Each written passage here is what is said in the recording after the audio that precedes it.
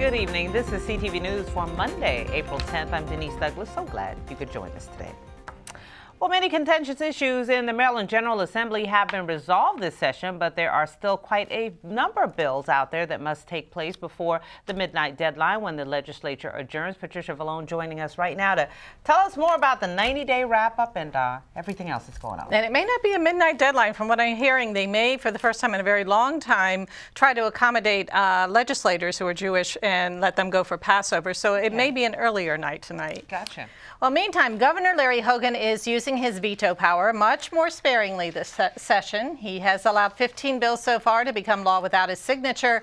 Those measures include giving money to the Attorney General to sue the federal government and requiring the state to fund Planned Parenthood if it loses federal funding. We spoke with several lawmakers on how Prince George's fared this session. Here in the budget, we get the most money for schools. Sometimes that goes unnoticed, but we get over $1 billion for our schools and our libraries. So we always win in the budget. This year, however, we had a very large win with the hospital. So we're restructuring the liquor license board for Prince George's County.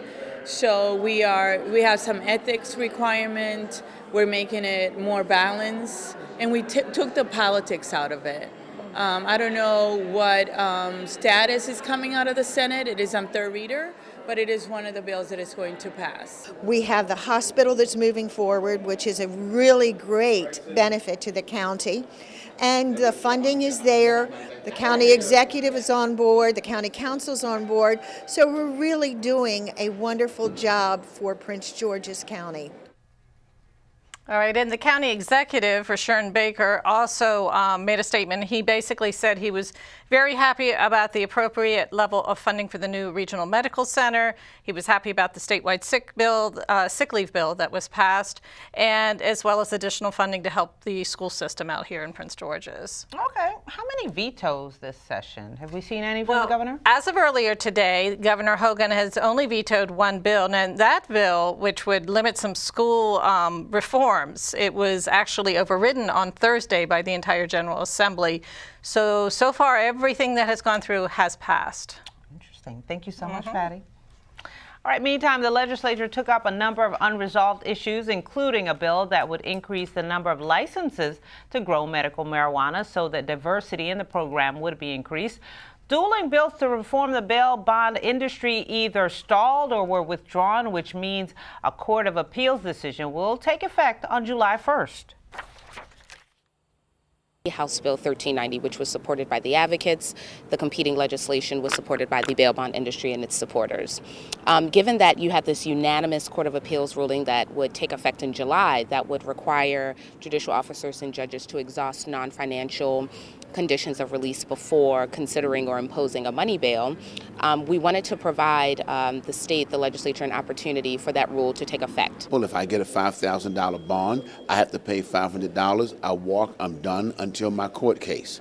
If I don't have that, under this rule, one or more of 9 conditions may be imposed. Let me give an example. They will say, okay, you're going to get out and it's cashless, but you're going to have to wear an ankle monitor.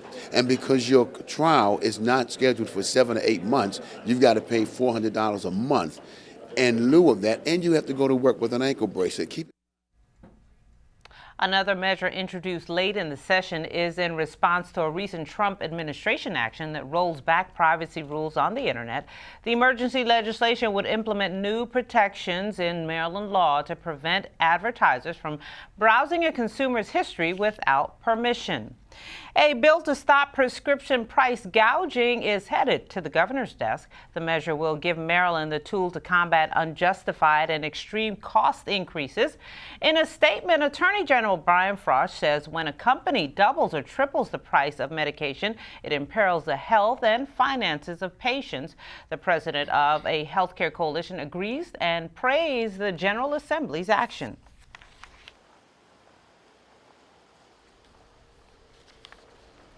Attorney General Brian Frost is going to be the first public official in the country who can take legal action to stop prescription drug price gouging. And we're going to work with him to implement this law so people can be protected.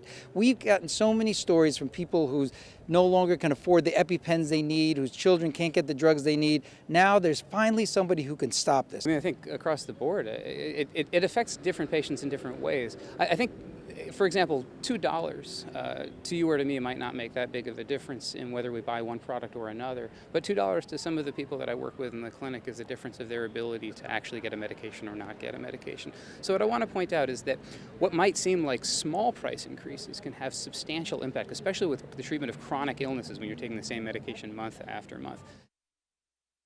Last year, Attorney General Frost joined 19 other state officials in filing a federal lawsuit against several pharmaceutical companies alleging that they entered into illegal conspiracies to inflate and manipulate prescription drug prices.